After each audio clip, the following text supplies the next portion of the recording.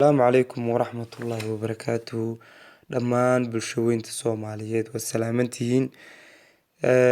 Walaalayaal, halkan waxaan iigu soo gudbin doonaa productigeena kambaniga Forever Living Product, siiba qeybta caafimaadka, siiba qeybteeda gaar ahaaneed loo isticmaalo dhiig karka, beer subaga iyo macaanka.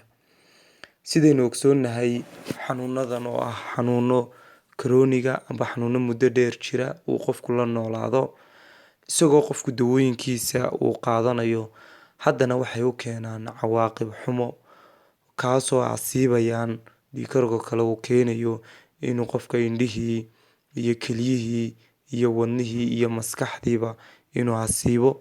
Macaankuna intaa in leeg kelyihii iyo indhihii iyo sidoo kale dareemayaashii intaba ay asiibi karaan, isagoo qofku dawadiisina qaadanayo. Aad mar walbana aan maqlayno hebel macaankiiba ku kacay, dhiig karkiiba ku kacay, waxyaaba saas. Haddaba supplementigeenan isagoo qofku wuxuu ka caawinayaan in intaaba aynu kantaroolno oo cawaaqib xumaduu keenayeen lagaga hortagi karo. Waxay ka kooban yihiin 3 qaybood.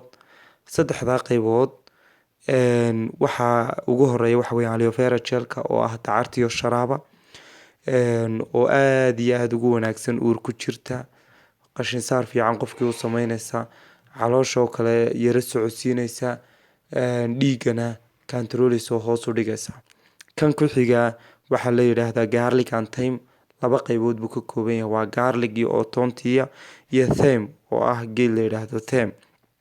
Garligu waa toonta sidaynu ogsoonahay wax badan qabanaysa, oo qabanaysa inay beer subagii iyo subagii hoos u dhigto, inay kantaroosho oo ay ilaaliso dhiig karkii oo dhiigu inaanu kicin ay ilaaliso, qofkii xinjirowgiisa ay iyadana furfurto oo dhiigga xinjirowga ay ka ilaaliso, oo dadka xinjirowga lehna way u fiican tahay. Sidoo kale dadka dhiig karka lehna waxay ku ilaalinaysaa inuu fahliga waxyaabaadkaasi ku yimaadaan oo dhiiggiisu si yaro fudud u xinjiroobo.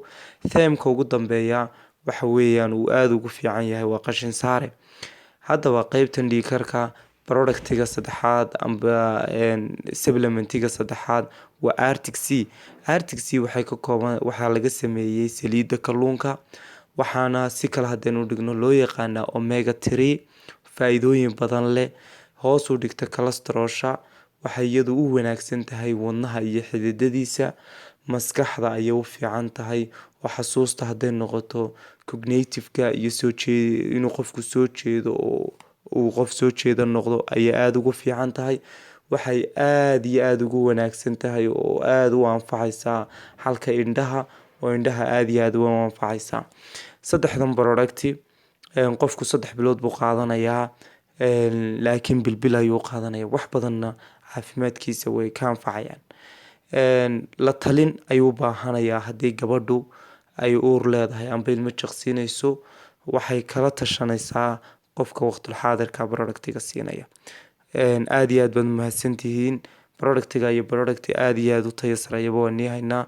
Assalaamu calaykum waraxmatullaahi wabarakaatuh.